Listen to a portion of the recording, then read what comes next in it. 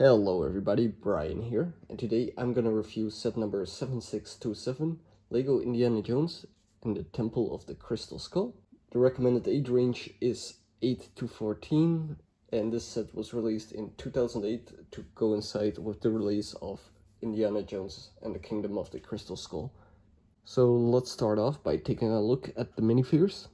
Right here, we have the main star of the show, Indiana Jones, and unfortunately this is just the same Indiana Jones that you got in, like, I want to say 90% of the sets.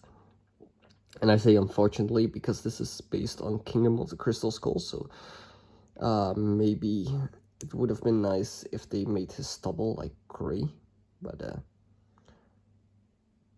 you know, still a great figure.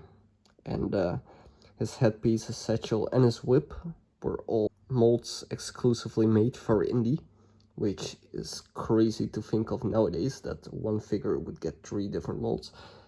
But yeah, there's the classic Indy. Then next up we have Mutt Williams.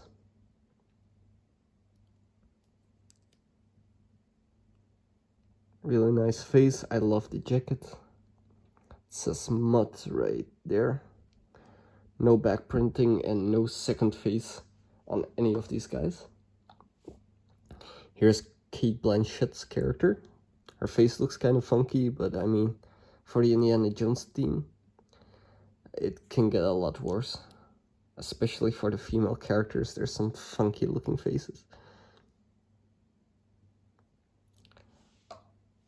Then we have a Russian guard.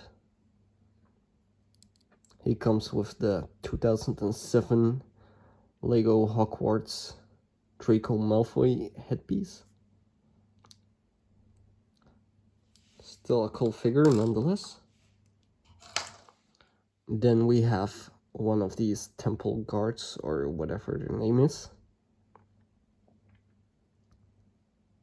They have some back printing on their head, which is unnecessary, but you know, you won't hear me complain. And you actually get 2 of these guys. The only difference is this Dumbledore hairpiece in black. So they even come with the exact same weapon.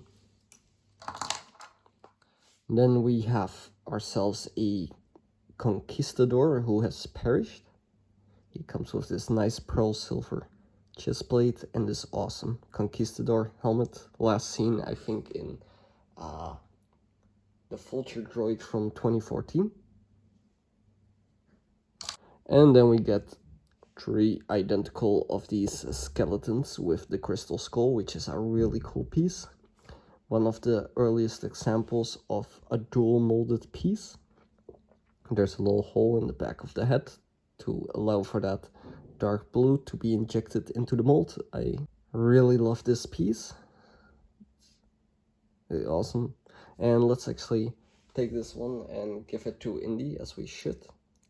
I just put it on the skeleton just to make the whole process of showing you guys the figures much easier, so that I don't have to show you a skeleton without a head and then go like, oh, and there's 2 of these.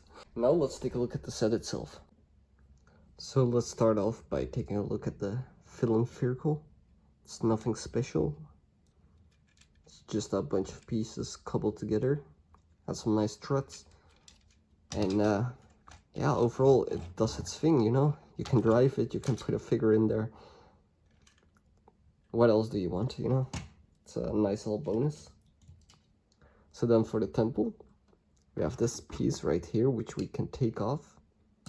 It's kind of like the big entrance to set the stage, you know. You can put it in front of it, put it off to the side, put it back on the set, whatever, it's up to you. It's quite cool looking. You have this funky little face. The eyes are flick fire missiles, and then you have some extra flick fire missiles on top here that you can use to reload the face or the cannons, whatever. And you get some stickers on the base. Now let's take a look at the main big portion of the temple. We got this nice staircase, but be careful because this staircase can collapse, which is a really cool feature, but it gets kind of annoying while moving the set because all these pieces are loose. So how do you activate this, I hear you ask? You press on like either side, like you have these dark red wolf heads from the Viking line, and if you press down on them, it collapses. Oh. So yeah, overall pretty cool feature. Let me detach this part for now, as it is kind of annoying. So with all that out of the way, we can take a look at the rest. So you got another staircase right here, and this right here is where you want to enter the temple. But before you get there, there's another booby trap, and I don't know if you can see, there's these two skulls here. So what you want to do is pull on these, and the skulls will come rolling down. So after that, you can go up right here, and let me move the camera real quick to show you this next feature. So I don't know if you can tell, but there's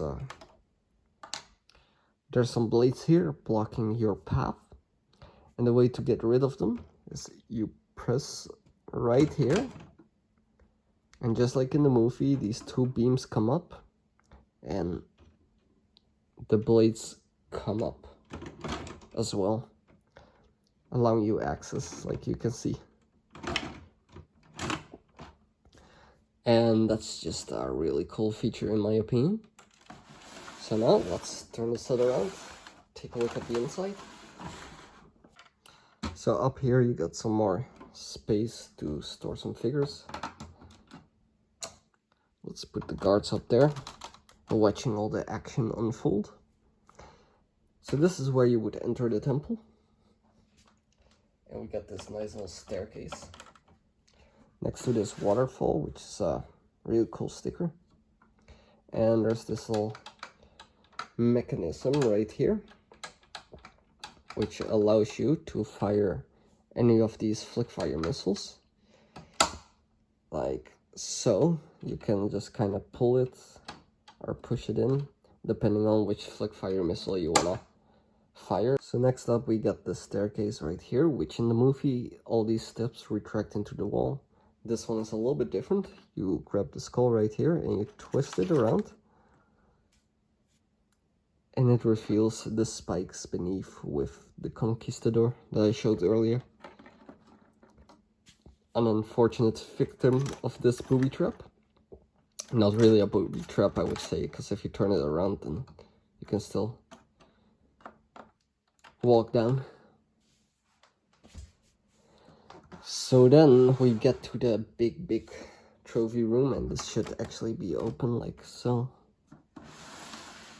You got this nice door right here, and in the movie they have to hold the crystal skull up to this, and the door opens. So for some imaginative play, right here you can put one of your villains in there and turn it into a jail cell by closing up this door. There's some spears right here, and on the other side there's nothing really. Yeah, let me take this out. It's like an open area, but it's kind of blocked off by the stairs right here. So right here you can turn this around, reveal like this clear crystal that's hidden behind there as a little secondary treasure.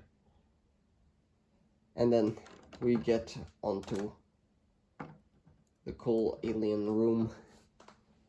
So right here you can return the crystal skull, and if you've seen the movie, you know, like the whole room starts to spin. So to reenact that, you have this little piece right here that you can pull, and it will reveal a little hole below, and a character can fall in there, and then you can push this back and they'll be covered up. So there's my review of the Temple of the Crystal Skull. If you enjoyed, please leave a like, leave a comment, and subscribe, and I'll see you guys in the next video. Bye bye.